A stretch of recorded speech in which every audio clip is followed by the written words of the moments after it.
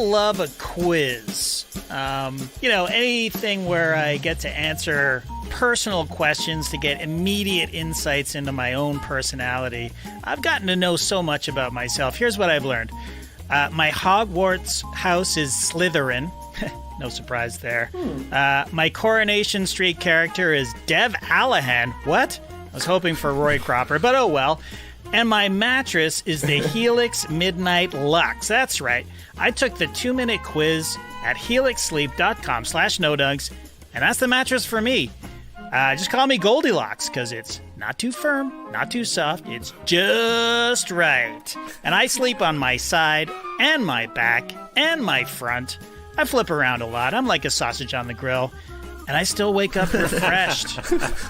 But that's just me. Everybody's unique, and Helix knows that. So they have different mattresses, models to choose from. They have soft, medium, and firm mattresses. Mattresses great for cooling you down if you sleep hot. Mattresses great for spinal alignment to prevent morning aches and pains. And even a Helix Plus mattress for plus-size sleepers. So if you're looking for a mattress, take the quiz, order the mattress you're matched to, and the mattress comes straight to your door, shipped for free. You'll never have to go to a mattress store again. They have a 10-year warranty, and you get to try it out for 100 nights, risk-free. They'll even pick it up for you if you don't love it, but you will. Helix even has financing options and flexible payment plans, so a great night's sleep is never far away. Helix is offering up to $200 off all mattress orders and 2 free pillows for our listeners and viewers at helixsleep.com/nodunks. True art is when you throw a dart. True art is when you stand there and fart. True art is if you have a heart. True art is if you used to shop at Kmart. True art is when you eat a Pop-Tart. True art from the start. True art that's set apart.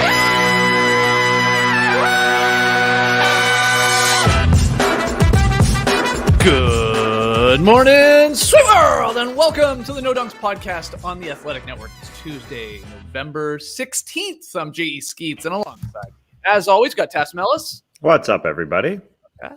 Got my Top Shot hot boy. Ooh, he's riding high right now. Trey Kirby. Hey-yo! Hey, yo!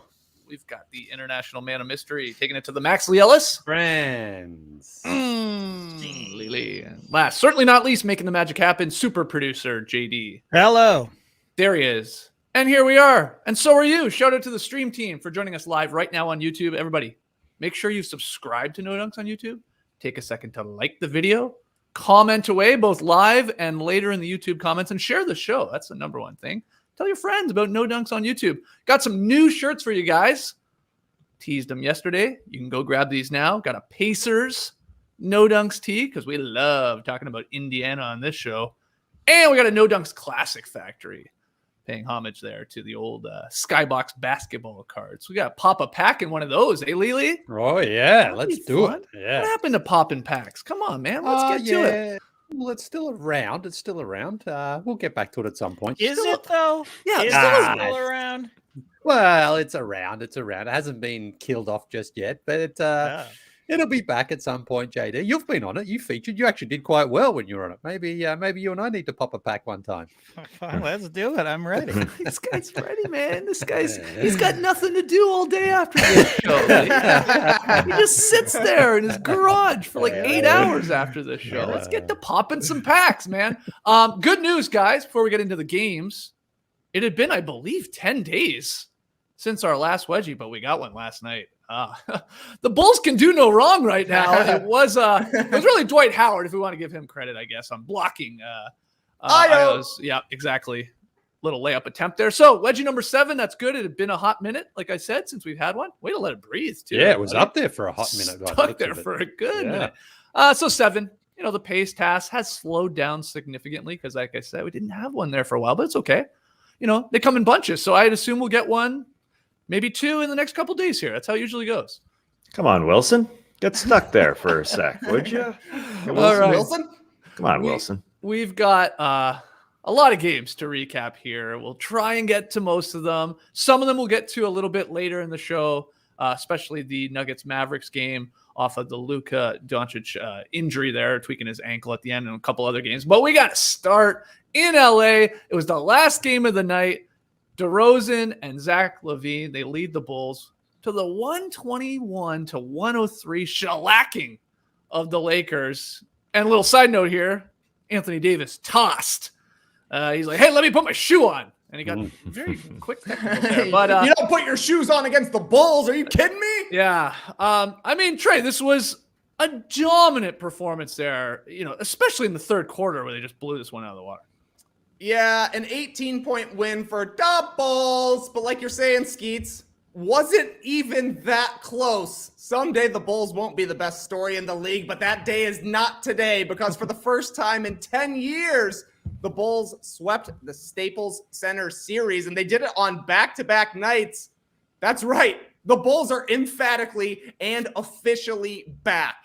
This was an amazing performance from the Chicago Bulls. DeMar DeRozan hit a three with 6.5 minutes left in the first quarter, put Chicago up, and they never gave the lead back the entire game. Eventually, they stretched it out to 28 points before garbage time. DeRozan was, as Stacey King kept saying, DeMarvelous. He was deep in his bag last night, both Stacey and DeMar. The footwork from DeMar DeRozan, some incredible shots, looking like Michael Jordan, looking like Kobe Bryant there in the mid-range with the little shimmy shake in the post. Had an awesome take off the dribble as well to finish around a whole bunch of Lakers inside there. He finished with 38 points a night after scoring 35 against the Clippers.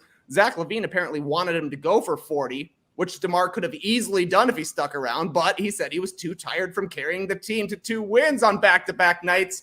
Start the MVP buzz right now. LaVine was solid as well, 26 points, 6 threes. He had 5 threes in the first half, helped blow the game open. Another highlight dunk off a steal. I love seeing him chase down the loose ball and just outrace all the other Lakers to the other side of the court. Great stuff. Another LA guy, Lonzo Ball, monster game, 27 points, 7 threes, 8 assists. He was dancing and hopping for almost the whole fourth quarter. Anytime he hit a three, I was screaming, welcome to Big Baller Zone. And finally, an awesome game for Derrick Jones Jr. He's kind of settled into the backup small ball 5 role with Bucci out, and it's been perfect for him. 13 points last night, 2 assists. Adam Amin called him D-double-J, which is, accurate, but I don't know. It doesn't totally roll off the tongue. No. Nonetheless, great stuff from Billy Donovan. The Warriors and Clippers, they both really trapped DeRozan and Zach LaVine pretty hard in their couple of games. And it took until the second half of the game against the Clippers to figure out Tony Bradley ain't making plays out of the pick and roll. So right. Derrick Jones Jr. kind of slotted in there. He was attacking the rim. He was kicking the ball to the corner when need be. Just a huge day for the Bulls. They got the win. They got Anthony Davis kicked out because they were D'ing him up so hard. They got Tim Bontemps to come to me a week early to say that the Bulls are back. They got John Hollinger to admit his preseason predictions were inaccurate. He said they are emphatically back. On the very same day that John Schumann put them at number 2 on his power rankings, just behind the Warriors, they go out and get the huge win over the Lakers. Even Skeets was tweeting C-Red last night. Everybody's a Bulls fan deep inside, so pretty good stuff from Chicago last night. Crazy, Leigh. I mean, I love the enthusiasm here from this guy. I mean, they look amazing. And I asked in the headline for this show, hey, look, does it get some clicks? Let's hope so. But do you see any similarities maybe between this year's Bulls and last year's Suns?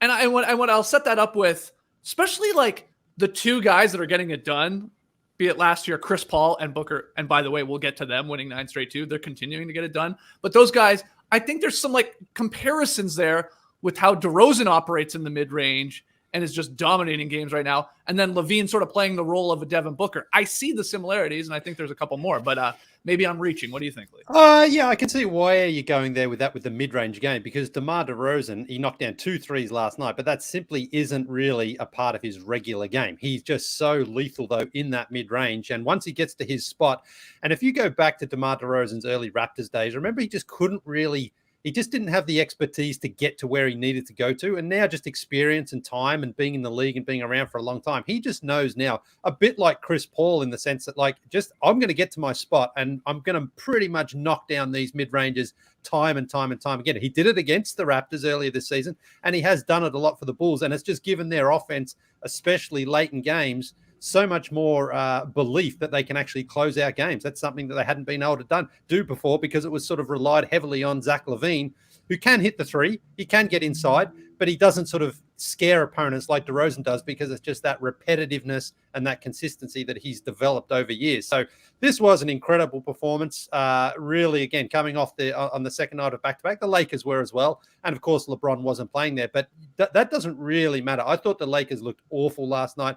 Davis had an okay game before he got that unlucky ejection, but I also just think that the Lakers aren't that good. I mean, they're starting Carmelo, and if you've got a guy out there who's starting, and I know that's due to somewhat to injuries, and Bazemore's not giving them anything, so Vogel's like, well, let's just try Melo because he has been good for them. But the Bulls had this game from the start, and the Lakers were never really close. So I think they beat up on an opponent that isn't very good. But I do like, and I'm glad Trey brought up the Derek Jones Jr. stuff here, because he hasn't really done a whole lot for the Bulls so far this season. Billy Donovan found a role for him and an idea for him, and he really slotted into it perfectly. He may go back to the bench in the next few games and not really have much of a role. But in last night's game, he came out, played it well, saw what the other teams were doing defensively against Chicago, and exploited that. So that was really good coaching from Billy Donovan. Yeah, Billy Donovan, he's just not smacking on that gum. He's thinking about ways to make Derek Jones Jr. and the Bulls better. And this was a back-breaking game for the Lakers, though. Just coming into it, they recruited DeMar hard in the offseason. They wanted him to come home to L.A. He wanted to come back to L.A. LeBron and Anthony Davis courted him over and over. They ended up going with Russell Westbrook, and then he drops 38 in their eye, looking phenomenal, looking like that complimentary guard that they would have loved to have. And then the Alex Caruso homecoming, where they they didn't give him the same offer that other teams did. Not only the Bulls, but Minnesota Timberwolves reportedly did that from Bill Oram. Great article about Alex Caruso's summer and how he went into it, and he was waiting at the phone. And Rob Pelinka called. 2 years, $14 million at first. God, no, thank you, Rob Pelinka. And then it got bumped up a little bit to 3 for 21. But the Bulls gave him that number that he wanted, at least $30 million guaranteed. And now he's in Chicago, where he's never driven in snow, apparently. He's going to be doing that big winter tires dance, hopefully, as Michael Grange said. Yeah, it's tough to drive in snow, but he had a 0-point game. I was going to play 35 minutes. He took one shot, and he's a solid 0-point game. Yeah, that's what he does. That's how he helped the Lakers win a championship. And Lonzo Ball as well, the former guy that Magic Johnson said would have his number retired with the Lakers in his first press conference. And he dropped a quiet 27 because of what DeMar did and what Zach did. That was tough for the Lakers to see that. Yeah, of course, no LeBron, but they did have a pretty easy schedule to start this season. The Bulls notwithstanding here, they had 12 of their first 15 at home, and now they're 8-7. Now they go on the road for a 5-game road trip, and hopefully LeBron will be joining them soon, so Melo can go back to the bench and things can become a little bit more normal. But yeah, the DeMar over Russell Westbrook would be a heck of a difference right now if you had DeMar out there doing whatever he wanted to do as a complimentary player. Man, must be feeling good for DeMar DeRozan to go from kind of under the radar for several years, got traded to the Spurs after being traded for a guy who helped the Raptors win a championship and Kawhi Leonard, and now he's on the stage, man. This is the Bulls All-Star. He's been by far their best player right now, though. Yeah, they might be the starting backcourt for the Eastern Conference. Very well could be. Yeah, or tomorrow for sure. It's not the Nets, that's for These sure. These guys are efficient as hell right now. Just to link DeRozan, or continue, I guess, to link DeRozan to the Lakers. I saw a wild stat from Stats Perform. DeRozan became the first player since Shaq during the 2000-2001 season to score 35-plus points while shooting 65% from the field or better in a back-to-back road set. I mean, that's the key part of that, very nitpicking stat there. But that's wild. I mean, that just proves just how efficient he has been. What did you think about the toss, Leigh, of Anthony Davis there. Were you surprised with what the hell was going on? I mean, it felt quick. I mean, who knows exactly what was said, but he did lose his shoe. He's trying to put it on. Ref's like, all right, let's play. And then he was very upset with that. What did you think? He must have said some horrible thing to the referee. That was nowhere near deserving of a tackle foul. Unless he just said, well, I'm not going to say what I think he must have said, but the referee's very sensitive to that to throw him out. Right. Because I imagine he just said, hey, you're supposed to wait for me to put my shoe on before you give the ball to the player. And he must have just littered that with obscenities at the same time. And the ref just, again, he didn't even really sort of hesitate. He's just like, all right, that's it, you're gone. I know it was his second tee, so he automatically gets ejected for it. But yeah, unlucky. I mean, the game was over anyway at that point. But the Lakers and Anthony Davis, I think, may appeal this one and see if they can get it rescinded, because I don't know what he could have said in the window of about 2 seconds there that the referee took an enormous offense to and decided that was enough for him. Yeah, it was very quick. But yeah, in the end, would it have mattered? No, not with the way the Bulls were playing. And the Bulls felt, well, I guess from the Lakers side of things, they looked really old to me last night. Oh my God. It felt like the Bulls were hitting a three in transition or like semi-transition, like the trailing guy, like all the time. You watched the game, of course, Trey. Did you sort of have that opinion as well? Oh, definitely. Yeah, I mean, the Bulls are at their best when they're pushing it in transition, because Lonzo has had a really solid season for the Bulls. He's still not an incredible half-court creator, but he's great at catch and shoots. He's great with the hit-ahead passes. You saw so many times the Bulls were the team who was throwing like the three-quarter court outlet pass, which I thought was pretty surprising. I mean, when LeBron is healthy, that's a way that the Lakers have made hay since they've been there, chucking it up to Anthony Davis. It was totally the Bulls. Lonzo had one to Levine there in the second half. On the very next possession, Levine had one to Lonzo, and that was just kind of the story the entire night. The Bulls looked quicker and faster and more athletic, and that's why it was a highlight fest. The thing with Davis, he had 20 points. The guy took 9 shots. Yeah. So, yeah, maybe whatever he said was whatever he said to the referee. Seemed like a quick toss, but he also seemed happy to go because he was just not locked into this game at all. The Bulls ran out Tony Bradley and 4 guards, and Davis just wanted to hang out on the perimeter. That is not the way the Lakers are going to get any sort of wins with a LeBron out of the lineup. Yeah, this was the game where they needed Davis to be just a bully underneath and say, you're going to foul me 20 times and I'm going to take as many high percentage in the paint looks as I can, because there's no one really Well, he had there. done it the night before against the Spurs without Pirtle, but But I think a lot this season, Davis to me just looks exhausted for the most part. He just, maybe he's not 100% healthy. Maybe he is still recovering, but he doesn't seem to have that high motor in him right now where he's just like, okay, tonight's a matchup where they need me to dominate. And he just didn't seem to. He seemed to sort of settle a bit. And that's been a concern for me because they're not getting anything out of DeAndre Jordan, obviously, and Dwight as well. He doesn't give them anything. So they've got 3 bigs. But honestly, last night, you wouldn't know. You would think the Bulls had the advantage because of what they got out of Derek Jones Jr. Mm-hmm. All right, let's keep it going here. Lots of games to touch on. The Suns fended off the Wolves to win their 9th straight game. Leigh, what'd you take from this one? Well, I've got a masterclass ad read coming up later in the show, but really, masterclass could just post the last quarter of the Suns and Wolves, and because Chris Paul gave a lesson in how to close out a game. 19 points and 2 assists in that fourth quarter of a game that the Wolves played well enough to give themselves a shot to win. Mm-hmm. But the big difference came after the Wolves led by 5, 88-83, about 3.5 minutes to go. Then Chris Paul hit just an incredible three-pointer off another missed shot. They got the offensive rebound. D'Angelo Russell comes back, hits a 2. Chris Paul goes into his little mid-range zigzaggy shot that he knocks in. And then on the next play finds Devin Booker to tie it up. And honestly, the Timberwolves dropped their shoulders from there. They were like, we know what's going to happen from here. We've seen this story play out a million times. We know D'Angelo Russell's going to take a shitty shot coming up. Oh my goodness. Yeah. What are you doing, man? But that to me is what I've seen from the Wolves a lot this season. They don't have that killer instinct of like, we can win this game. They don't believe they can win this game. And they were playing really well I shouldn't say playing really well. They were playing well enough last night. But DeAndre Ayton came back, by the way, for the Suns last night. And, oh, my God, their pick-and-roll defense on him from Minnesota was some of the most atrocious defense I have ever seen. He just walked into the paint so many times. And it was one of those situations where, a guy comes back off a knee injury. He wants to see the ball go in, the old cliche.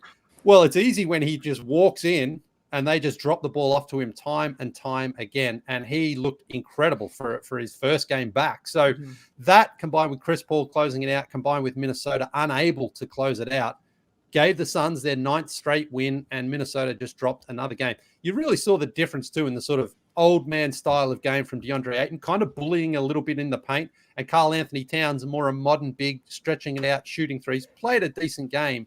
Anthony Edwards wasn't very good for them last night, but they just didn't have that killer instinct. And that's something that they need to get, because they've been in a lot of games this season and it comes down to execution late, and they're the team that isn't able to do it on either end of the floor. But again, when you get Chris Paul, the rip through move is not a shooting foul anymore. They're trying to stop the embellishment. They're trying to stop the guys, conning the refs. Well, Chris Paul still knows how to work all of those elements to get some free throws. He did that against D'Angelo Russell. Russell was kind of reaching a bit there, but Chris Paul really thumped his arms into Russell, and the ref kind of had to call it. He didn't really have a choice at that point. But incredible performance again from Chris Paul and Booker as well, who started off slow. But in that sort of fourth quarter, it was those two guys who just showed the difference between a team that believes and made the finals last season and a team that's just we always lose. We're going to lose again, and they did. The Wolves are in desperate need of a veteran point guard, someone to actually run stuff through the guys you should be running through in clutch situations. I mean, Karl Anthony Towns had a good game. I mean, he had 35 points. He got to the line a ton. He hit 5 threes. Yes, he's one of the best three-point shooting centers we've ever seen in this league when you look at percentages. But in the final couple minutes, Trey, he doesn't even have a shot. It doesn't even go to him. Now, a part of that, yes, is on him, but also you need a floor general, in my opinion, to get him the damn ball and to say this is where we're going, because this is how we got into this situation in the first place. And instead, it's D'Angelo Russell. He tries to be a hero. And when it goes in every once in a while, great. Ice in my veins. Ice in my veins. It looks awesome. You'll be on the top 10. But so many times it doesn't. And I think he went 1 for 6 down the stretch. They had one nice play, out of bounds, on the sidelines play where he spun around. He got a nice little layup. That was great. But all the other shots he's taking, it's these wild, what do you do in heat checks? It's just not a great point guard play, in my opinion. Yeah, 35 and 13 for Towns. I think he had 16 in the fourth quarter, but like you're saying, Skeets, didn't have a shot or a rebound the last 2-18. That's why the Timberwolves keep losing these close games. Part of it, no doubt, is that Russell goes into ice in my veins mode, and he just wants to be the one who hits the game-winning shot, is what it feels like. And, he is an off-the-dribble creator, I suppose, but they would certainly love to have Ricky Rubio there, passing it to Anthony Edwards, or honestly getting Towns involved in some way. I put as much of it on Towns, though. You're 7 feet tall, man. Literally grab a rebound and put it up for an offensive rebound. Go near the hoop sometime instead of just waiting for somebody to pass you the ball. So, I don't know. Maybe he's too nice to D'Angelo Russell. That was a large reason why the Timberwolves got him in the first place, is because they're close friends. But you need somebody better. I don't Russell has to go or Towns has to go, because that pairing doesn't work, because Towns will take the back seat and he's the most talented player there. I mean, maybe outside of Edwards, who knows? Those two it's a toss up, but Towns should be better. He had an awesome game and then he just completely disappeared for the last 2 minutes. And it happens all the time with the Timberwolves. Yeah. What do you think, Tess? Yeah, unfortunately, there's not really much of a pecking order there. It seems like all three guys are sort of on the same level because they traded Andrew Wiggins for the very reason that he needed to take a backseat to Karl Anthony Towns. And they traded him for D'Angelo Russell.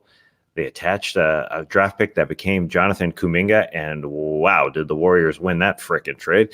And now D'Angelo Russell's taking shots in the last final minute there of a game where Karl Anthony Towns won them this thing. He had an incredible fourth quarter, 3.5 minutes left. They're up 5. Karl Anthony Towns is yelling and he screaming. Was going crazy, yeah. He was feeling good, and that's when you give your franchise player the ball. And the last 2.5 minutes, Russell took 7 shots and Towns took 1. And Russell, it's something that has to be either rectified with trade or a real sit down with this guy to tell him this is just not how it's going to work. I mean, even if you think or the pecking order is that they're on the same level, when the guy is scorching hot like that, he has to have the ball more. and that's it. I mean, just go through him, even if he misses. I mean, this was his game. He had 35 freaking points. So that was what happened in the last few minutes. Whether the Suns were good or not, the Wolves were just horrendous. And I'm sure the Suns looked on the other side of the floor and saw a team that, you know, kind of looked like them a couple of years ago. Oh, you can't close out games. We have the confidence that now, after going to the finals, we feel like we can beat you. And the Wolves had to take this one from them, and could have just helped by giving it to Karl Anthony Towns a little bit. I mean, he wanted it so bad. Especially if you're buds, if D'Angelo Russell, if you're friends with Karl Anthony Towns, and you see your buddy yelling and screaming and being as demonstrative as he's ever been on the floor, and you don't give it to him. You just keep shooting it, keep like slinging that lefty shot that he can get at any time in any place when Karl Anthony Towns is having a great game. I don't know. Not a great friendship. IMO. Just let him rip, man. Just let him go score. He is one of the most talented players in the league. And yeah, they're trying to bounce back. They're trying to find their way. And unfortunately, they traded that one Wiggins sort of the mess up with that hierarchy and that pecking order for another one now. And the Warriors have found a way to, we got Andrew Wiggins, but you're not taking final shots. You know who you are on this team, and he's freaking found an incredible role, and he's playing well over there, but it's not happening with Minnesota right now. Well, that goes back to my original point. The Suns' fortunes changed when they got Chris Paul, when they got a guy in here that knows how to operate in the fourth quarter, who should get touches, can get his own bucket, of course, just like complete control of the game. Now, I've looked around the league, Leigh. I can't find another Chris Paul, I don't think, for the Wolves to go get. But hell, maybe it is someone like a Dragic that I'm sure they could get in a trade with the Raptors, who really don't have much need for him. Maybe there's someone else I'm forgetting. They need, to me, a vet point guard that maybe is not starting games by any means, but you can have some trust in the final couple of minutes to get you over the hump. And maybe there's another name that I'm forgetting that you thought of. I don't know. Not really a name, but I think the word there is trust. And I think that is with Dragic, that he can take the big shot, but I think he understands as well it's more important to get the guy like Towns the ball, or Edwards, whoever it is, open for that right shot. But Russell isn't that guy. Russell is the guy, like you guys are saying here, that's like, I'm going to try to take over and win this game. And he went 1 for 10 from 3 last night. And he has those moments, there's no doubt about it. But those moments really do come few and far between compared to nights like last night, where it's like, again, the Wolves had a chance. They were really in this game, but they just did not know how to execute. And when you've got a point guard who doesn't know how to, then it's hard to see how the team can overcome that. So, yeah, he's got a big contract, though, and I'm not sure even what his trade value would be. Like, he certainly has his moments, and he can get hot, but I just don't think you can trust him late in the game. People in the stream team pointing out that John Wall does rhyme with Chris Paul. So, maybe that's a good point. I said Dragic, and even I would counter myself a little bit. He is a bit more of a scorer than maybe a playmaker, but he's a veteran guard in this league. So there is, again, it goes back to trust a little bit, but let us know. I'm sure those other ones, like people are saying Malcolm Brogdon. Yeah, he would be great on this team. Yeah, of course. He can't be traded, but he would be fantastic as just a sound guard to try and take it home. Chris Paul what would be about great Benjamin on the Wolves. Simmons? Ben Simmons. Well, the Wolves, that was the one I said was always going to happen. Ben Simmons was going to end up on Minnesota, but he certainly wouldn't run into him not shooting the ball late anyway. So, right. That would be the opposite problem for Russell. Yeah. Like, okay, at times you got to shoot it. You got to shoot it, man. They will be saying the opposite. But also, what's the deal at this point for Morey to get Simmons to Minnesota? I guess a hell of a lot of draft picks, and what Russell's got to be included, and is Beasley there? I don't know. It becomes a little more difficult to try and figure out what Morey would be all that interested in trading Ben Simmons. Okay, well, let's keep it going. Another hot team, Trey, the Wizards. They're still winning. Yeah, the Wizards. I'll be honest, not super impressed by beating the Pelicans. The comeback is nice, but first half leads aren't real.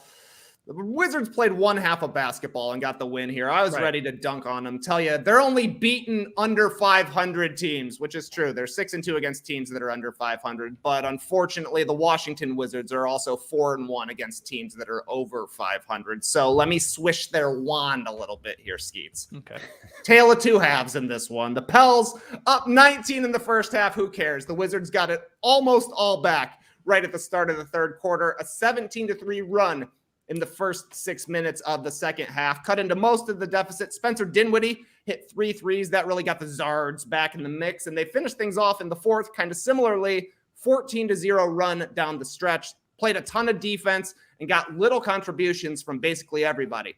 2 threes for KCP, 2 for Kuzma, 4 assists for Dinwiddie, a bunch of free throws, and MVP chance for Montrezl Harrell.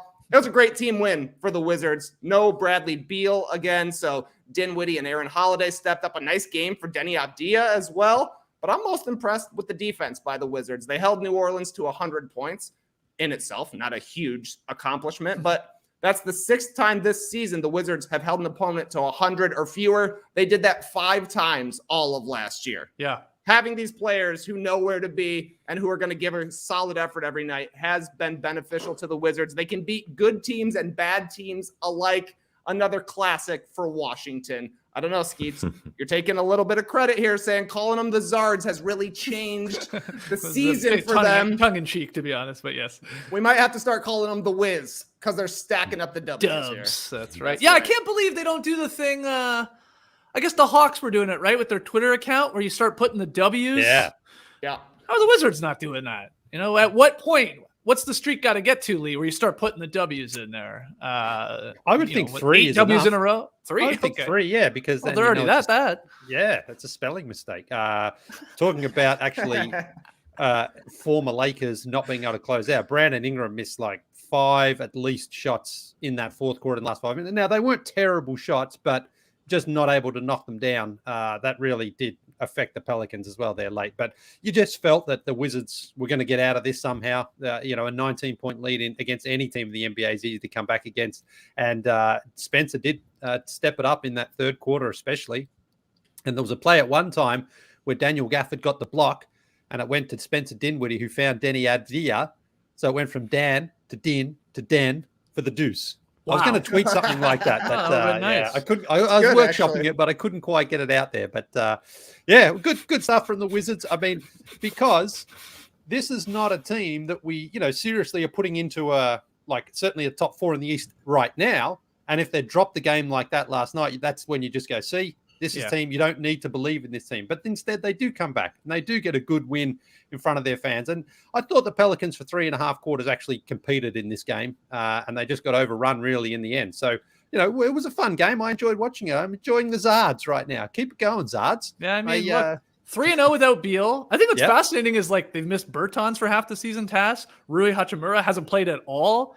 And even Coach Unseld has been asked about this. Are you worried maybe at all when all these guys come back and you got to find a role for them, which could be, difficult when you're playing this well and you're winning these games and the guys that are flourishing right now, you don't want to take minutes away from them. But, he sort of said, maybe we overthink this stuff as coaches, just more players, more great players, the better for you. You just rip the Band-Aid off and see how it looks is to quote him there. But yeah, what'd you think of the Wiz last night or them moving forward here?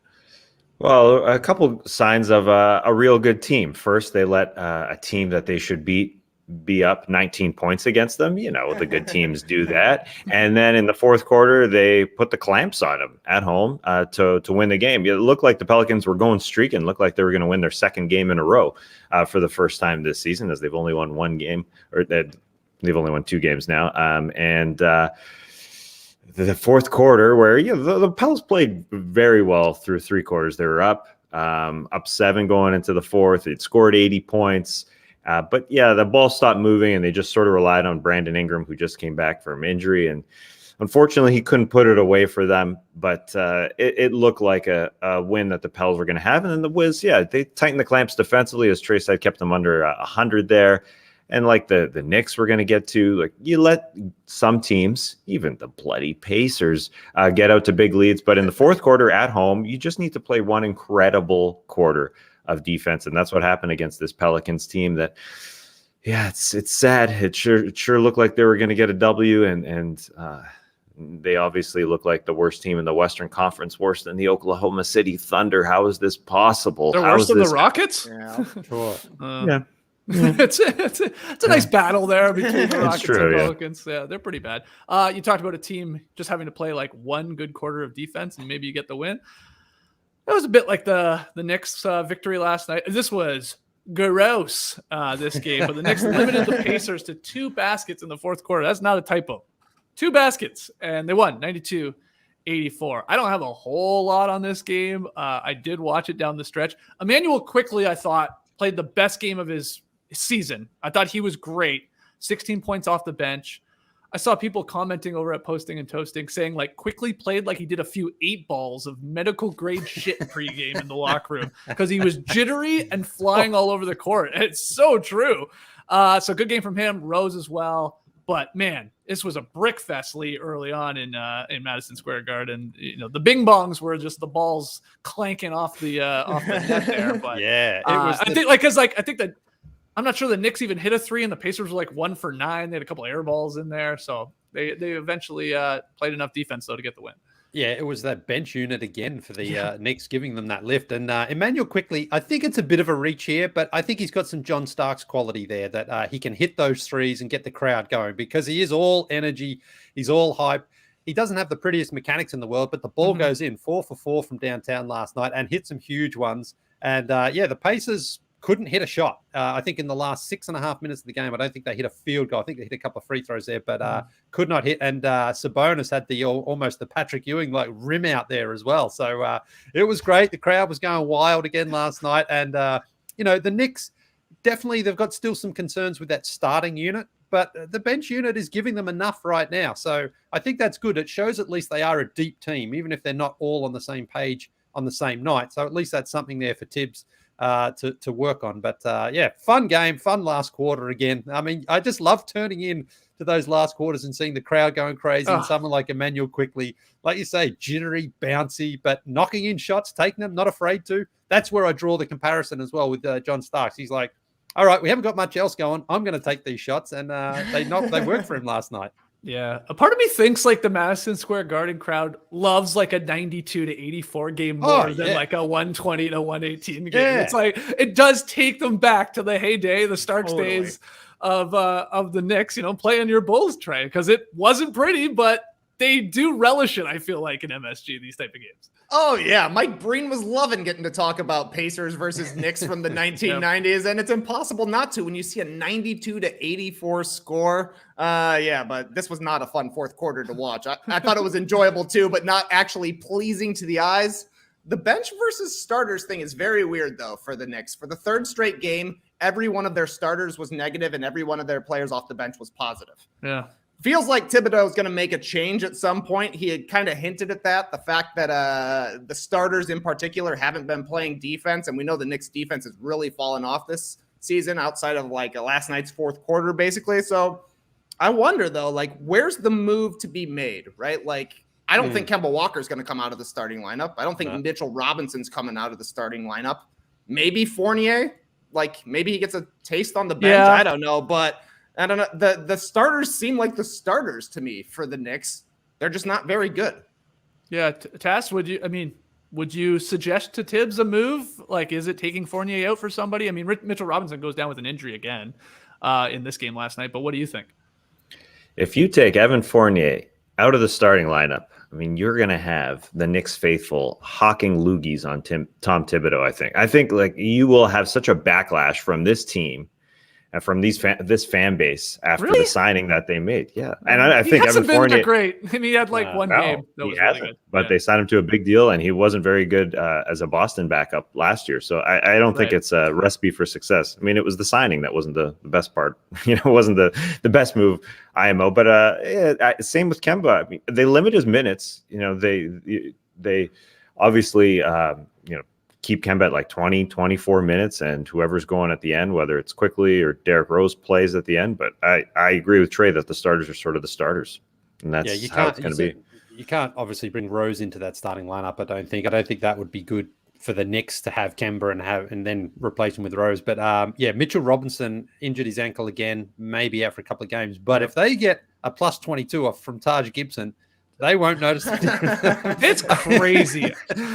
I don't understand how, I know the plus minus thing is a very weird stat, but he took 2 shots, had 8 rebounds, and finished a plus 20. I think he was the best, in fact, for the Knicks on the night there last night. But he is good, honestly. Like when he's out there, he He's He's great in a backup role for 10 or 15 Yeah. minutes, but if they start him like we saw in the playoffs last year, that's a recipe right. for disaster. But they may have to if Noel is still out, and we know that Mitchell Robinson tends to miss a few games when he goes down, so they might be a little bit short-handed there. Yeah. What about getting real crazy? I saw somebody on Twitter last night saying, just swap the units completely.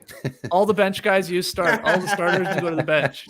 Just see if it works. I mean, they got this victory, but the Knicks had been on a little bit of a slide there at home. They had lost 3 in a row and 2 overall, but yeah, got it done. Outscoring the Pacers 23-10 in the final 12 minutes of this game. Crazy stuff. I saw Bing Bong guy and Don't You Regret Not Coming to the Knicks guy were both in attendance last night. They linked up and got the W, so I guess that's the gruesome twosome to pair together, because Bing Bong and Face Shake, that ended up being a loss, so I'm glad to see they got the right combination there. So it's like, they're trying to find the combo of guys from that video that you get there in the building results in a win. Oh, that's interesting. I like it's that. early. Everybody's looking for their rotations. That's right.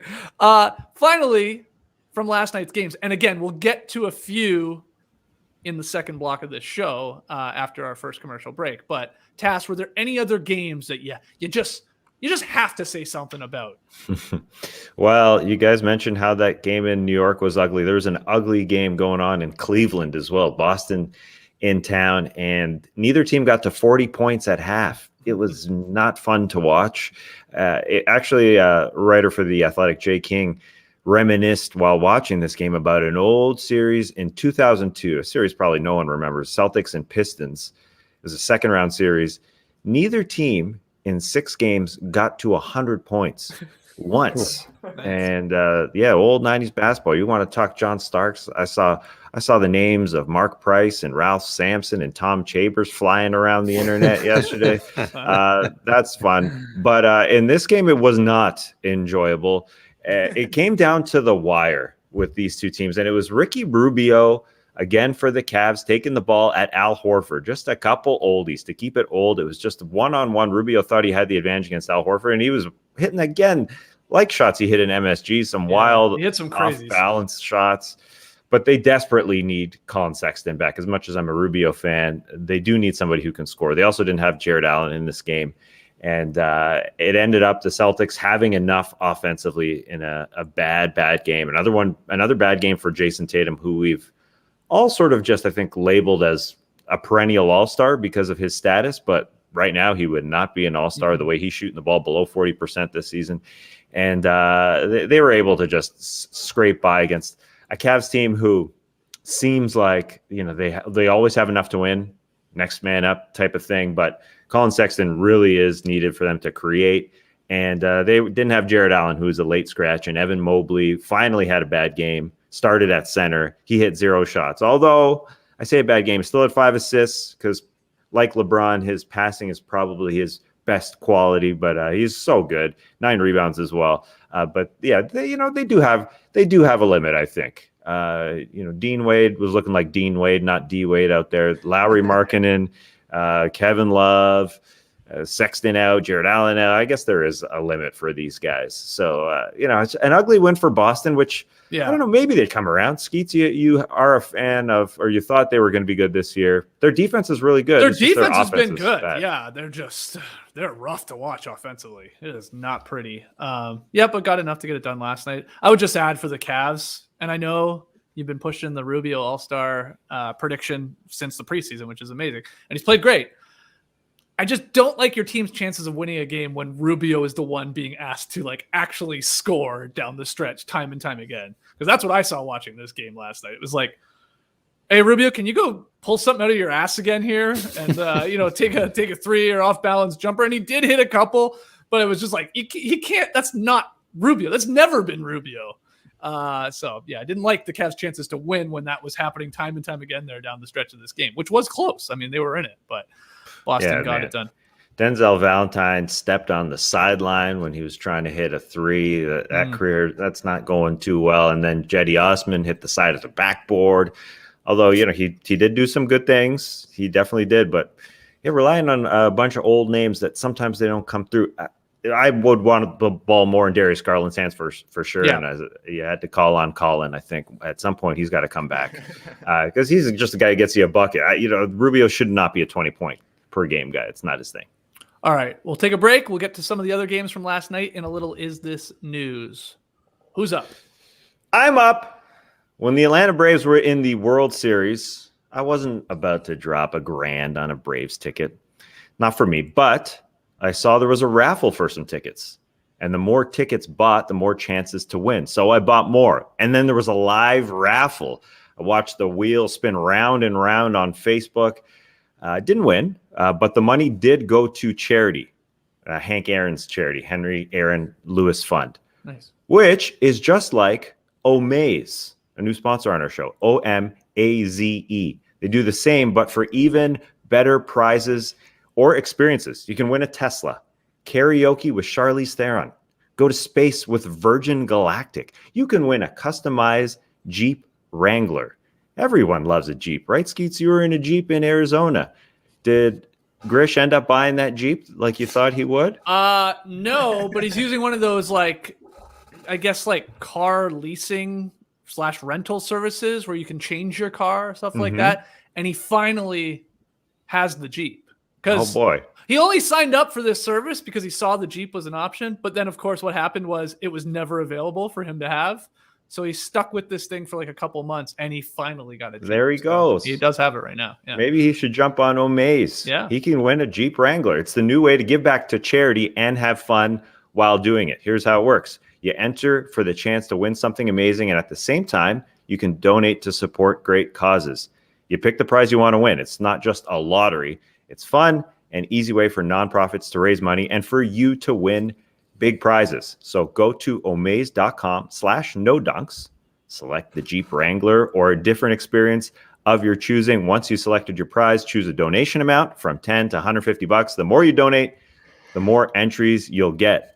And through donations, Omaze has raised more than $150 million to support over 350 nonprofits around the world, like St. Jude's Hospital that we've supported on No Dunks. Everyone deserves the chance to live their dreams. And with Omaze, extraordinary prizes are within reach for everyone. Enter today for your chance to win the custom Jeep Wrangler or other life-changing experiences at omaze.com/nodunks. Plus, receive 20 extra entries when you enter code NODUNKS20. That's OMAZE.com/nodunks. Is something preventing you from achieving your goals? What's getting in the way of your personal fulfillment? If you're struggling in your job or your relationships or just getting out of bed in the morning, you may want to check out betterhelp.com/nodunks. Listen, we love getting emails from listeners who tell us our show has been there for them through rough times, sometimes really serious life events. And I suspect that some of you out there may be struggling right now.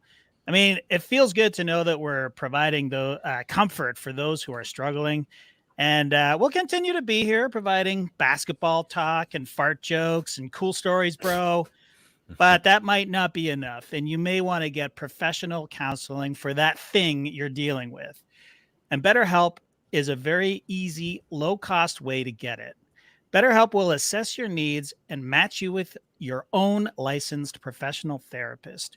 You can start communicating in under 48 hours. It's not a crisis line. It's not self-help. It's professional counseling done securely online. And it's more affordable than traditional offline counseling, and financial aid is available. We want you to start living a happier life today. As a listener, you'll get 10% off your first month by visiting betterhelp.com/nodunks. Join over 1 million people who have taken charge of their mental health. Again, that's BetterHelp, HELP.com/nodunks. Yeah, so I've always had a connection to the band Metallica. Yeah, never my top band, but I've always enjoyed a few classics from their collection, and they are one of my saved artists on Sirius XM in the car.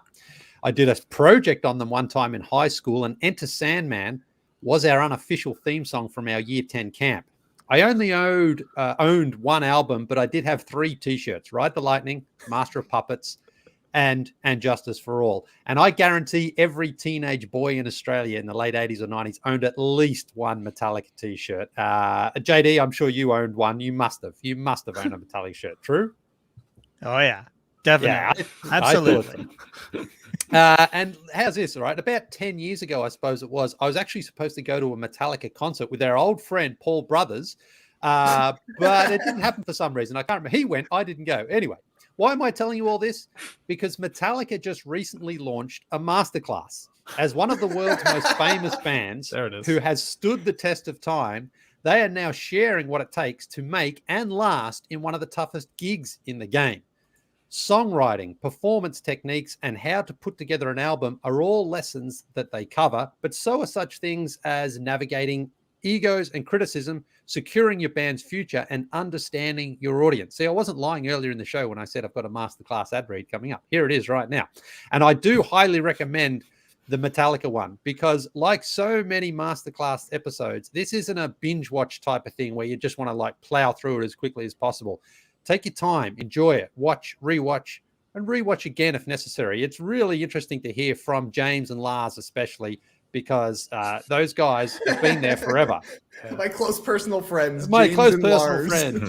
Yeah, James and Lars. I mean, those two are definitely the guys I think that most people associate firstly with Metallica. I mean, I certainly did. Anyway, this holiday, give one annual membership and get one free. Go to masterclass.com/nodunks today. That's masterclass.com/nodunks. Terms apply. Okay, back with No Dunks. Let's do a little Is This News? A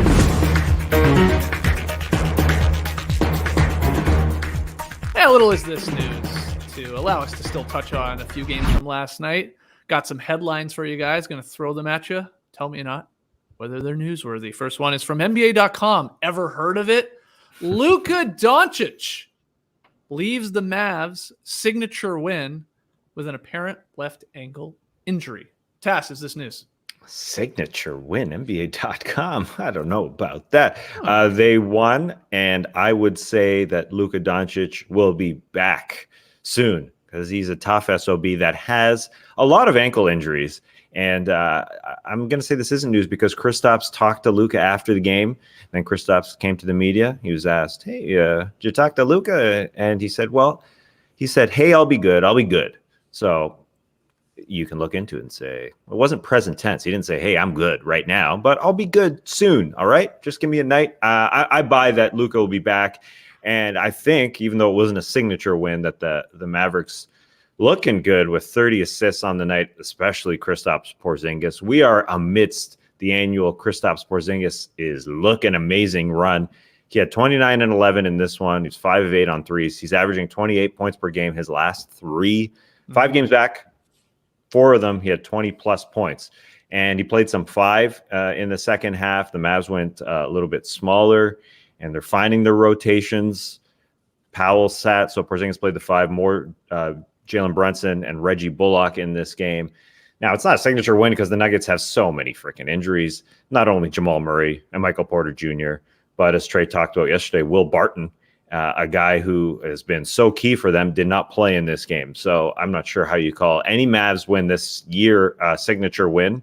And I mentioned all those guys playing well around Luka getting everybody involved with 30 helpers, but I'm sure they're still looking for a star as the trade deadline approaches, because I just don't know how much you can ask of Luka to get from this roster. But they are winning games. They are 9-4, which is astonishing when you think about how badly it feels that they're playing. They have a negative point differential, which is odd for a team that's 9-4. Yeah. But they're somehow pulling out games because it feels like, again, a year in and year out. You know, when you go into the playoffs with the Mavs, if they have a good matchup, yeah, they can win the playoff series. But if they don't, they're going to be just out-talented in a lot of different spots on the floor, and that's what's happening. They somehow win because of Luka. So if he's out for a couple games, then you're probably betting against them on BetMGM, because I don't know how they pulled it out of their butts. Yeah, Leigh, did you see the injury there where I think it was Austin Rivers sort of crashing into the back of Luka's ankle there, and he sat down right away on the sidelines. There was an open seat baseline and then sort of hobbled off very late in this game. But what do you think? Well, yeah, I mean, obviously we will have to wait to find out, but Luka has had a heavy workload, and when you think back to the Olympics as well, he didn't get the summer off, so he's been playing a lot of basketball, and you just hope that doesn't catch up with him at some point. But I do want to just sort of go a little bit further on what Tass said there about Porzingis, because it's really been the whole month of November. He's been playing some really good basketball, shooting 50, 40, 90, he's averaging about 23 points, 9 rebounds, getting a block, and just showing that what his upside is, what his ceiling is, really does change the whole outlook, I think, for the Mavericks. But the big question will be 2 things. Can he stay on the floor now?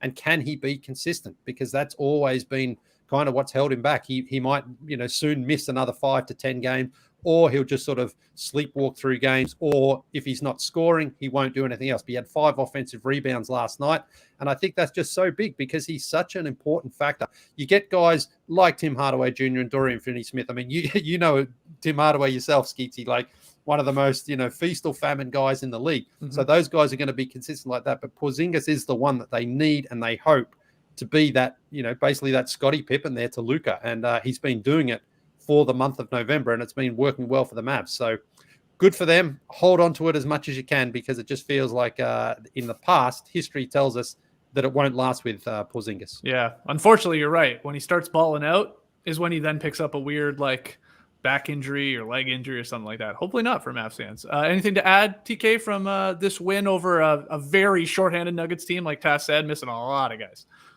Not much to add. I think Tass is right. It's hard to call this a signature win. It does appear to be the Mavericks' first win against a team that is currently over 500. Right. So I guess their best win of the season. I don't think the Donc's going to be out for too long. It was a weird looking sort of injury, but he walked off, and He's a tough guy, gets hurt all the time and comes back anyways. So maybe miss one game, but they got a couple of toughies coming up here. They play the Suns back-to-back and the Clippers back-to-back, both on the road. So 4 games against 2 teams, all on the road, starting Wednesday. Hope he doesn't miss a lot of time, because the Mavericks have gotten a bunch of wins here despite not looking great early in the season. So we'll see how they actually stack up against some quality competition. Yeah, and look, Kid got creative in last night's game. He went really small in the fourth quarter. A bunch of guards, and then Dorian Finney-Smith as their 6'7" center. Because we had Porzingis and Luka on the bench, and they ripped off a run. You had Tim Hardaway hitting a 3, DFS hitting a 3, Bullock hitting a 3, and suddenly, they were up 10 with 6 minutes left, and it was a hell of a call. He said he talked about wanting to get the pace going a little bit against the Nuggets team, and it worked out last night. So signature win or not, it was a victory, and they have a great record.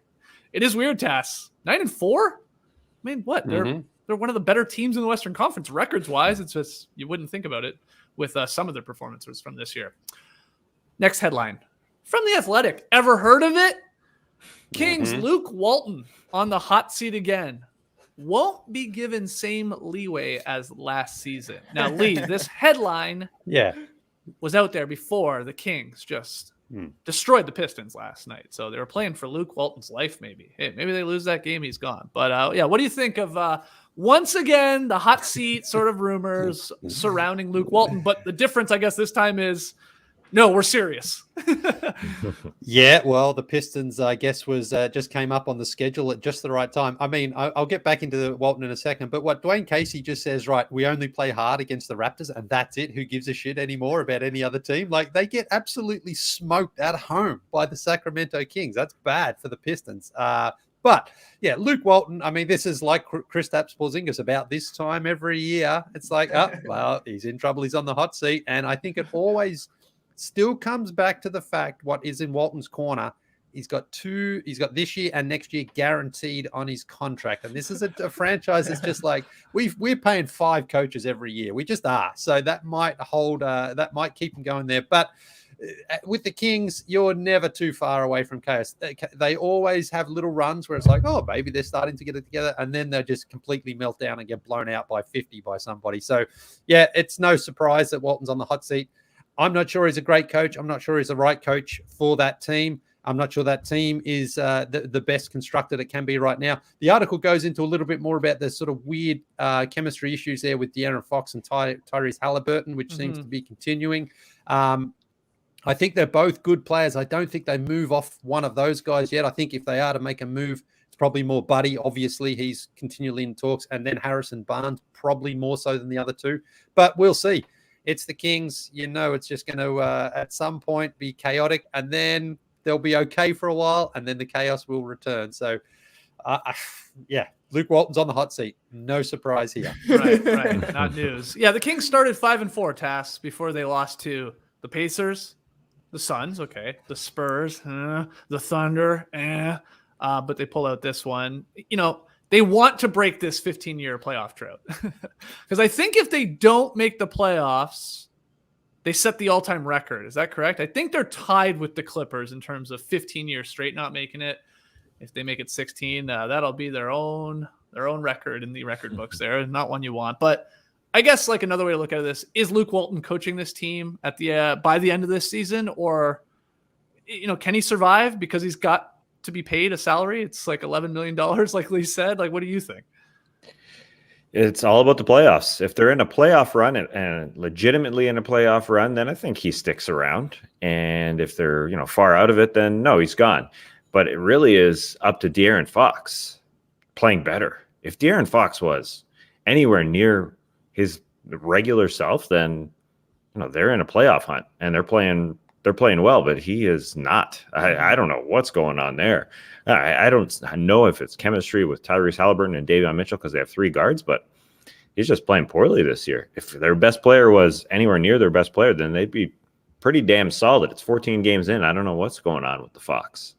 Well, Luke Walton's lucky we got this play-in tournament, Trey, because, you're sort of in a play-in race. They're in the playoffs right now. That's right. 10th seed, baby. Yeah. That's looking good. I'm with the Dream Shake. I just hear an 80s song when I think of Luke on the hot seat. Shout out to Steve Winwood. Back on the hot seat again. I think Luke Walton finishes the season. Sounds crazy. I think they're going to make the play-in tournament. The defense, it's improved, guys. Number 20 in the league, up from number 30. Right now, they're also a top 10 offense, number 7 in the league. Everything is trending up for the Kings. They just needed a little bit of motivation. Basically, coming out and saying, hey, if you lose to the Pistons, your coach gets fired. Maybe they need to do that every game. I don't know what it is. But I don't know. It's November 16th. I'm putting my flag down. Kings are making the play-in tournament. Wow. It's official. 10th seed. 10th seed, baby. It's like the teams when you look below them. I think you brought this up the other day, Trey. It's OKC that are 5-8, which is maybe even surprising. The Wolves are 4-9. Ugh, they got to do something. The Spurs are 4-9. I don't think they're all that committed to, trying to get into the play-in or try and make the playoffs. This is a rebuild. Got a lot of young guys. They want to compete, but they're probably okay with losing and then getting a draft pick. And then you've got the Rockets and Pelicans that are going to be battling for the best chances. At the number, they're going to both be in the mix for the best chance at the number 1 seed, thanks to the lottery ball. So, yeah. So, just by process of elimination here, there's the Kings are in. That's 5 teams. Kings are in. Luke Walton, maybe you're good. That's like the first ever Australian Winter Olympic gold medalist. The guy was coming last in the speed skating. I remember this. And the other guys all fell over, and he went over the finish line like this. He won. That's like the Kings. It's like we're way better than all those other teams because they're so bad. That guy was on Australian Survivor. Oh, was he? Was he really? really? I can't remember his name. Yeah, but he was part of the champions crew. They had the champions and then the wannabe champions or whatever. Cool. So, did he end up winning Survivor because everyone just passed out due to exhaustion or something like that? You'd think he's tailor-made for it because that literally is Survivor, just outlasting everybody on the ring. But I didn't get that far yet. But anyway, cool story, bro. No, I think Stephen Bradbury, I think was his name. Okay, there you go. Yeah. One's got 3 first names: Stephen, Brad, Barry. Cool. Just changed his name. One little note task from this game, Kings Pistons game, which was over in a hurry because Sacramento was up huge, was Marvin Bagley getting a little burn there for the Kings. He played about 18 minutes, got his shots up, took 9 attempts, 3 of 9 though, and he was a positive overall in this game where they killed Detroit. But I bring him up because he hadn't been playing, and there was this weird thing going on with his agent, and we already know with his father talking about the organization. There's been rumors that the Pistons could be a team that would take a flyer, I guess, on Marvin Bagley III. So do you think that's something they should consider, and what would it take to maybe get it done? Or are you like, no thanks? Well, at least he played. There was, from the Kings side, there was that report and a video clip going around of Marvin Bagley being asked to enter a game earlier this season, and Bagley just waved it off. No, thank you. I would not like to play right now. And so, a huge back and forth between the agent and the organization. At least he got on the floor. I guess that's a good sign. For the Pistons, a bad sign, though, that they're willing to take chances on everybody's other players. That just seems like, that's all the Pistons do, unfortunately. I mean, they hit some gold with Jeremy Grant, but then they do things like Dennis Smith Jr. and Josh Jackson and even a Plumlee. It just why would the Pistons do that? Unfortunately, they need to develop their own guys, I guess, is what I'm getting at. Just try and get the guys going that they drafted rather than do this again. I know a lot of the guys they drafted aren't playing all that well, but I don't think so. Even though I like Marvin, came on our show, wore the eye patch. I hope he succeeds somewhere, but I'm not sure if it would be with the Pistons. Just if it cost me nothing, I would absolutely do it if I'm the Detroit Pistons. If it's like a second round pick and I don't know, Diallo or something. The Rockets did with Kevin Porter, really, wasn't it? Right. They basically said, "All right, we'll take him."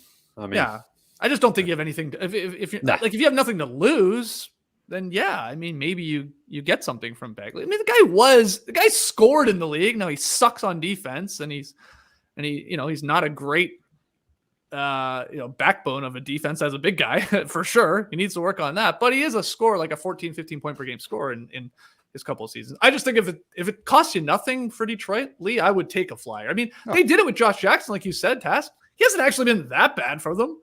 I mean, they play him. He's in the rotation, which I know they don't want, but you do have to play some guys that know how to play. So I would, if it was cheap, Leigh. I don't know if you have I would for sure. Yeah. I mean, I don't think obviously the Kings are going to keep him. He doesn't want to sign there. So you just throw, I don't know, a second round pick and a expiring contract and see if the Kings just bite on that. Because I don't really think they're going to get much in return anyway, Sacramento. Everyone knows the situation there. So yeah, you may as well. And if you're Detroit, you're not a free agent destination. So you have to try to unlock someone like that who absolutely has the potential, but we just haven't seen it in Sacramento. People are saying it's not a coincidence he plays against the Detroit Pistons last night to say, hey, look at this guy. Well, showcase game. Sure. And personally, I'm salivating at the idea of a beef stew and bag of beans front court there for the Detroit Pistons. Whew, sounds nice. I would take a chance on him too. Still only 22 years old. If you're giving up nothing, maybe the beans are nice running with some young players who handle the ball. It's possible. All right, final headline here. This is a weird one from ESPN. Ever heard of it? The Minnesota Timberwolves fined $250,000, $250,000 for player activities in Miami area this past September. Again, strange headline, Trey. Is this news, and can you explain it to me? I'll say this is news only because of where it happened and how the Timberwolves got caught. From the ESPN report, the team had a dinner and workouts at the home of new minority owner Alex Rodriguez. Ever heard of him? In the Miami area in September, ahead of training camp. Posts on social media showed at the time. So pretty weird stuff that basically the Timberwolves went over to Alex Rodriguez's house, had a hangout, had some workouts, and that's not allowed because he is technically an owner of the team right now. Just seems very strange. Like, could the Timberwolves have gotten away with this if they just didn't put it on the gram? Mm-hmm. It's not like the practice has done them any good. Paying $250,000 for this practice, which is fine because A-Rod made $441 million during his playing career. Okay. I assume he'll pick up the tab on this one, as he probably did for the dinner as well. But this is very weird. Yeah. It's weird, Leigh, that from what I can tell, players can do this on their own, right? Yeah. Like LeBron can call the vets together and say, come on over, let's kick it and let's work on our games together. But if it's a team sort of led activity where they're footing the bill and maybe flying them in or whatever, I don't know, then it's against the rules, and it's a pretty obvious breaking of them. Yeah, I mean, if there was a player who maybe was a free agent in there, I can understand it, but it's your own team and your own players. Like, you're tampering with your own players, aren't you? Is that right? I mean, like I don't really see like the new owner. He's obviously based, or he's got a property down there in Miami, and he says, "Hey, let's go and work out in Miami instead of Minnesota," and that costs him $250,000. Right? Weird, very weird stuff. Yeah. Tass, anything to add to this very strange headline? Well, you know that Alex Rodriguez and Mark Lowry, they're not technically the owners quite yet. It's, a process that's happening. So hopefully this doesn't dissuade him from buying the team. I don't know. I mean, 250, dropping the bucket, as Trey said. But Alex Rodriguez I guess he's broken some rules in the days, a rule breaker. I'm sure this is nothing. It's nothing for him. What did he do? What did this guy do breaking the rules? He said he was a rule breaker. Well, he kissed glass. I think he kissed some. He licked some glass once. I don't think that's a lot of germs on glass. Oh, is he on steroids? Yeah. Oh, there you go. Everybody knows that. Everybody knows that. Everybody was on them. I was on steroids there for a couple of years. That's how I turned into Temper Boy. Yeah, exactly. Before we take our final break and get to a very fun Lee Ellis tweet of the night. If you enjoyed the masterclass Metallica ad read, you're going to love Lee's tweet of the night. I did call on Twitter for people to send in players that they think have disappointed them this year so far. A lot of votes, Tass. You brought up Fox. He was getting a lot of replies to me on that tweet. Same with Jason Tatum. There are people who are saying Porzingis as well. But if you have them, let us know in the stream team. Let us know in the YouTube comments. Because I think tomorrow I'm going to try and do maybe a top 10 list of players that have just disappointed us so far this year. And I'm telling you right now, I'm going to avoid, Ben Simmons not playing and Kyrie Irving not getting vaccinated to play. And that's disappointing. John Wall, what the Rockets are doing with him. But guys that are actually out there that are really struggling to hit a shot or to contribute. And I'll do superstars and probably guys that maybe we thought might take a jump that are in their second or third year that are still struggling. So if you have some suggestions, holler at me on Twitter at JESkeets, or again, let us know in the stream team or in the YouTube comments below. Disappointing players. We'll get that tomorrow. All right, let's take one more break and then we'll get to tweet of the night. And who is it? You. I believe it's Trey. I have in my notes, but maybe I have it wrong. Oh, my notes are different. Nonetheless, if there were ever an advertiser name that perfectly describes my role on No Dunks, it's American Giant. And the similarities don't stop there, people, because if there's one thing everyone loves, it's the Bulls. But if there's another thing, it's a good hoodie. So the classic full zip hoodie from American Giant is the perfect holiday gift for anyone, including yourself. Made from heavyweight cotton, it's soft and comfortable and made to last years and maybe even decades. With premium details like ribbed cuffs, elbow pads, and a thick double-lined hood, it's the perfect layering piece to throw on before stepping out to casually hang with friends. It's been called the greatest hoodie ever made, which is something I will mention nonstop at a casual hangout with friends. Don't know about y'all, but there's nothing I love more than casually hanging out with my friends and wearing a hooded sweatshirt. You can explore American Giant's collection of durable essentials that are all made here in the United States by going to American-Giant.com and using code NODUNKS to get 20% off. That's 20% off at American-Giant.com using promo code NODUNKS. When I was a kid, there was nothing worse than receiving clothes as gifts from relatives that you knew you were never going to wear, especially if they were socks or underwear. You might as well have taken a crap and put it in a box, wrapped it in Christmas paper, and given it to me. I would have been more excited than socks or underwear. Come on. That was the worst. Boring. But Stance has changed all of that with their comfy, colorful gear. And as you get older, all you want is more socks and underwear. People love it. So Stance has made gift giving super simple this holiday season. Stance's premium line of socks, apparel, and more always comes correct with colorful constructions, innovative materials, and choice fits that are built to last. You throw in an all-star curation of A-list collaborators too, and those lucky recipients on your holiday nice list, they've never had it so good. Check out Stance.com for all the latest, including several different subscription options that are sure to keep your friends and family feeling great all year round. Wow, that's amazing.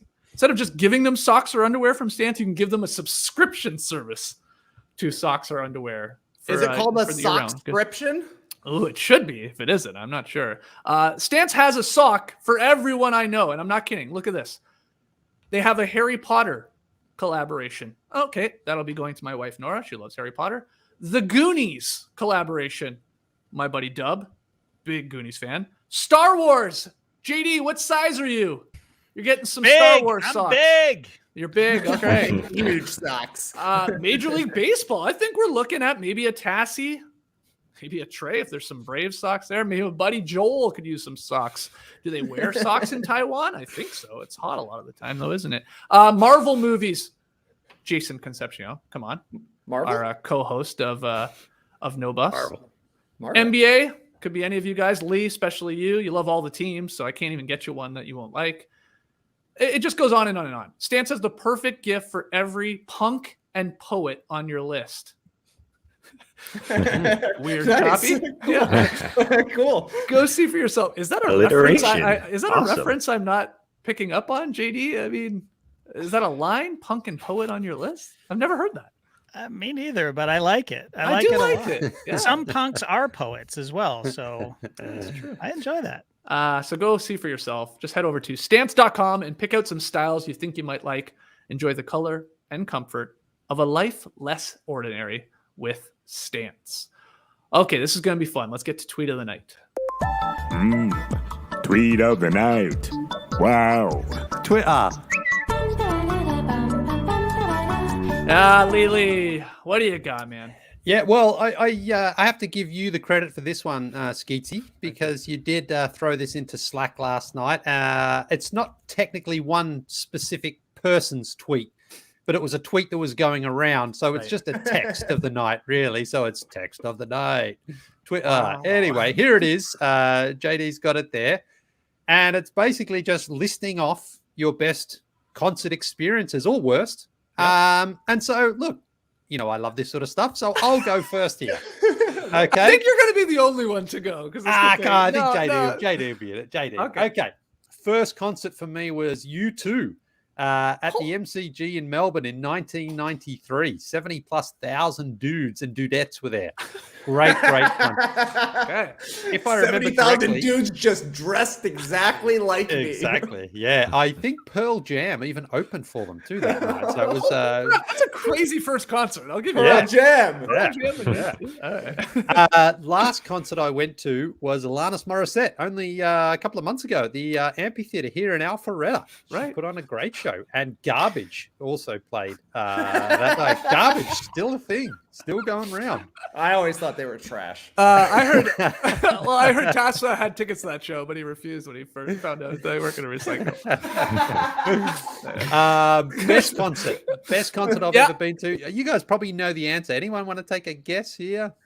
I mean, it's something it's Robbie Wembley. Williams. Yeah. Robbie Williams at Nebworth, 2003. Actually, it's a tie. Fatboy Slim at Brighton Beach. Talking about that the other week, it reminded me. That was awesome. That was bigger than Robbie Williams. I forgot just how big it was. It was like not a scheduled one to be that big, but it was awesome. Are you including the Fatboy Slim one because you also put on a concert at that concert? If I remember correctly. What were you singing again? That people stopped and we were like, oh. I was singing More Than Words by Extreme. Yeah. Oh, yes. And all the people messed up on drugs were like, whoa. Yeah, they were like, this guy's good. All right. They're like best concert, guy outside of Fatboy Slim singing Extreme More Than Words.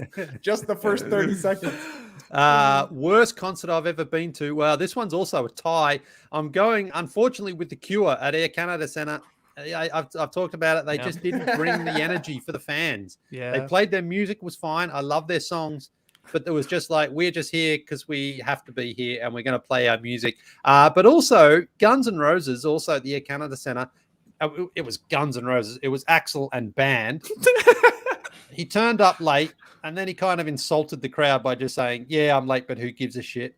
And then it was like he got out of the block slow, and I left after like 3 songs. I'm like, this is not right. I mean, with no Slash as well, it's like it's not really the same anyway. So disappointed there with. I love how much it feels like you at a concert. You love the artist talking to you.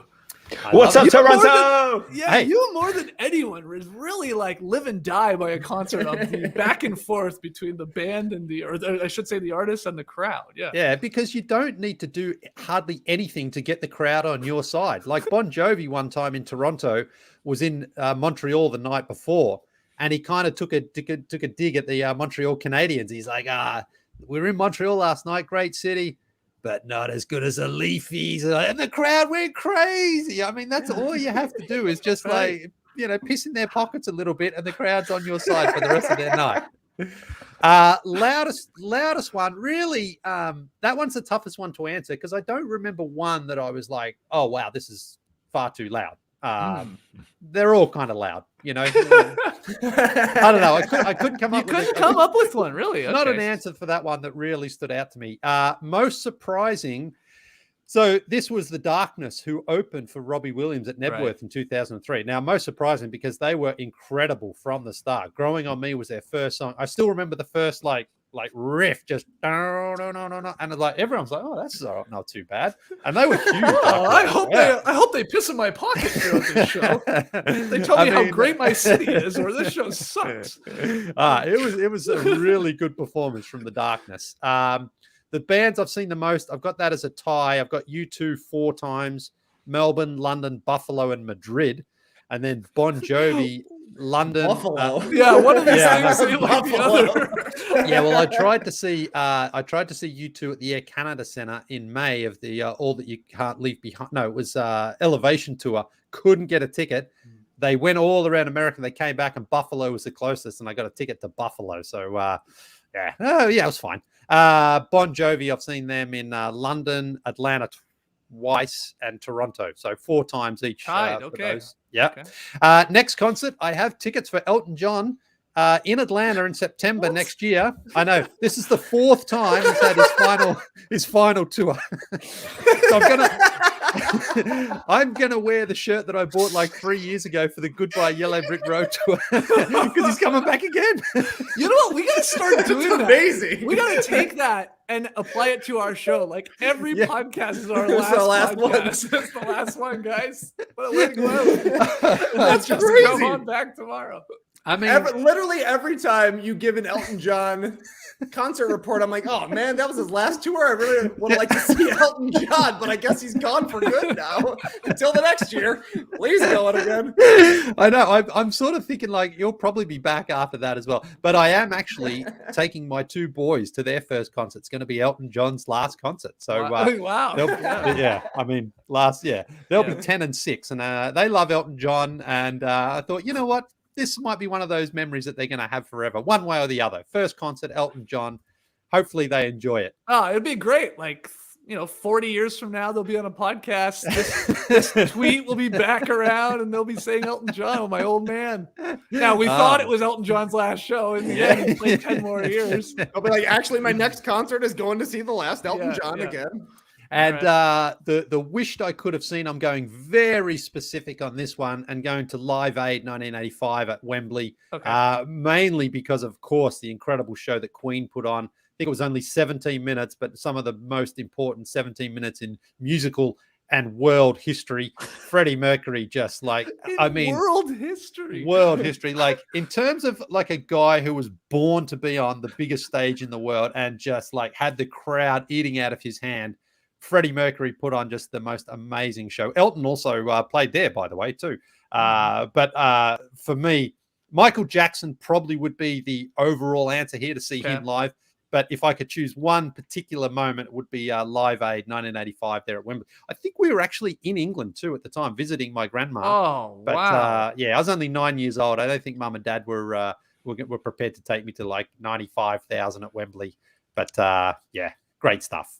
If only they had recorded it or, I don't know, televised it or something, you could have enjoyed the concert. Yeah. Oh, well. Oh, well. We probably did have it on during the day. But, there was. I don't think Gran had a VCR. And I didn't know. I just didn't know the impact it was going to have at the time. Certainly not Freddie and Queen. But that's one of those ones that I can watch back on YouTube just over and over again, because when he gets to the end there and he does "We Will Rock You" and "We Are the Champions." Like, it's incredible stuff. And when he just does the AO, the Trey AO to the crowd there, oh my God, what an incredible moment. So that's for me. There it is. So you went through them all here. Yeah. First concert, last concert, best, worst, loudest, most surprising, seen the most, next concert, and wish I could have been. JD, I did want to hear, I don't know if you have an answer for the wish you could have seen live, like a concert you wish you could have attended.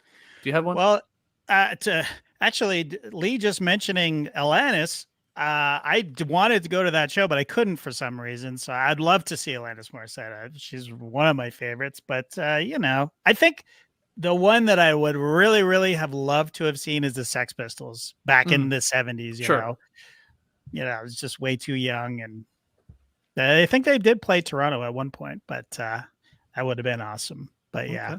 And the Beatles, of course. Yeah. That's good. Yeah. Don't they have there's like a Peter Jackson. I don't know if it's what is it? Like a 2-night, 3-night event? Trey, do you know what I'm talking about?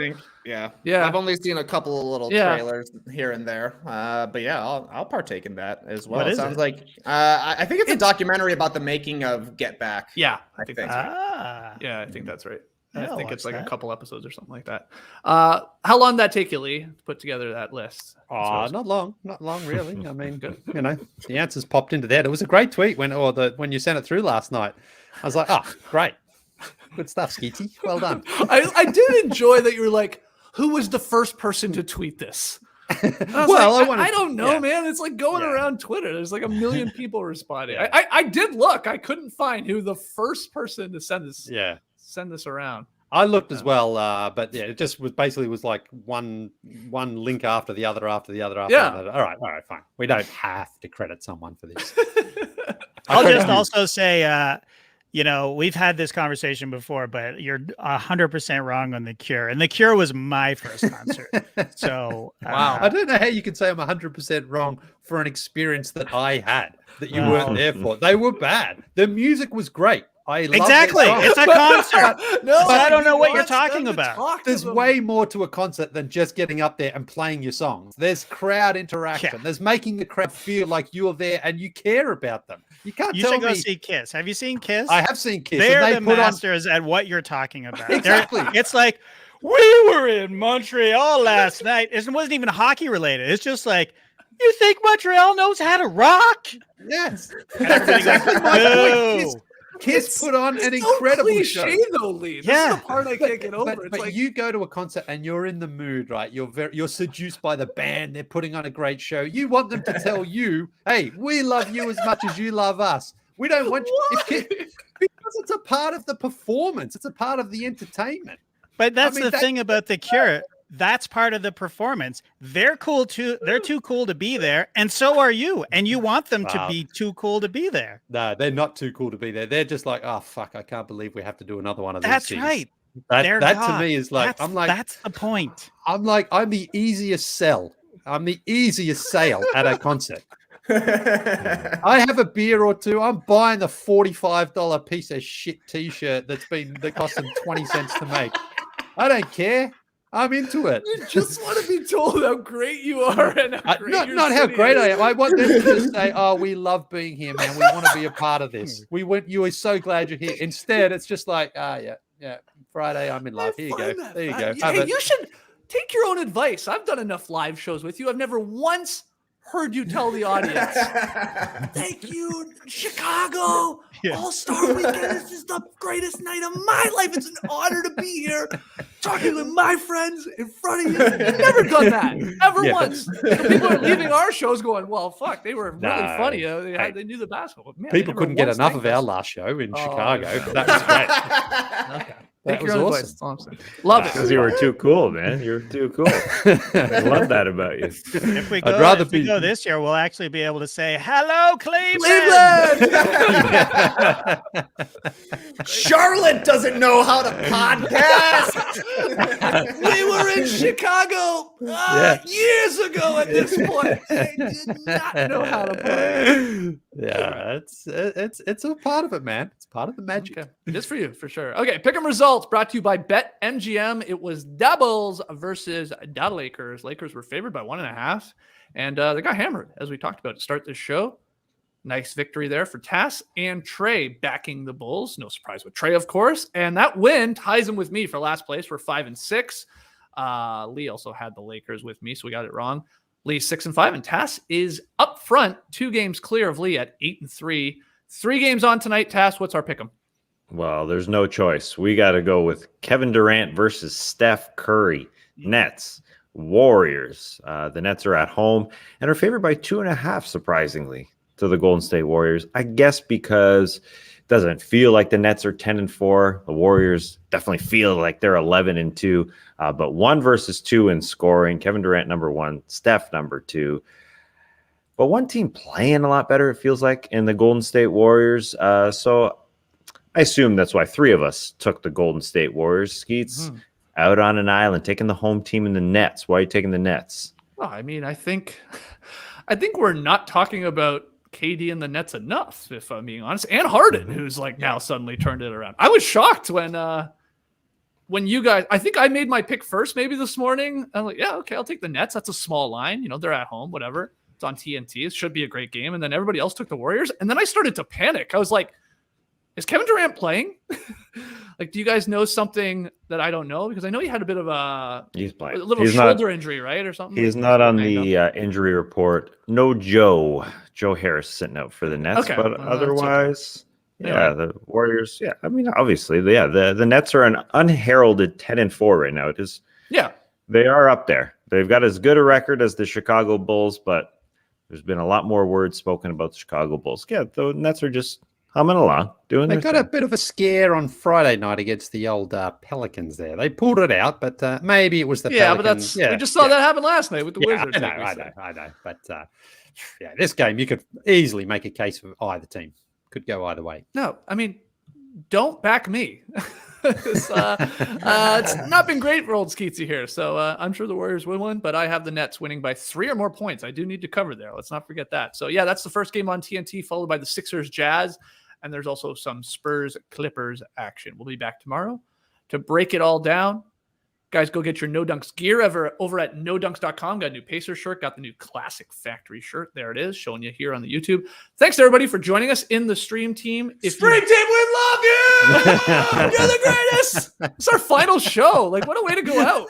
What an ending. It's amazing. Our biggest, best show of all time. Last show. Never see us again. Man. When we were in Toronto, they didn't know how to rock like these stream teamers do, man. This is great. Yeah, the No Dunk stream teamers, they rock more than the No Buffs or the No Breaks stream teams. There is no doubt. Go get yourself an athletic subscription. Go to theathletic.com/nodunks. And again, we'll be back tomorrow to talk about all the NBA games and storylines, 10 a.m. Eastern live here on YouTube. Till then, Clipper Bros. You heard it here first. Have a great time. Turn up. Love you guys. Awesome. Thanks for joining us. And just wanted to tell you about an email I just got from Paul Flannery. Subject is Runners I Know, J.E. Skeets. Can't wait to read about J.E. Skeets. He's a runner that Paul knows. All right. This is cool. Damn, Paul Flannery. He works quick. I just talked to him yesterday. There's a photo of Skeets. Blabbing away. Oh, excellent. Let's forward that to everybody in the stream team if you want to know about me. Leave your email address down below in the comments. You can get on Flannery's running newsletter. It is fantastic. You should. All right. We'll see you guys tomorrow. Embrace the day, people. You could stay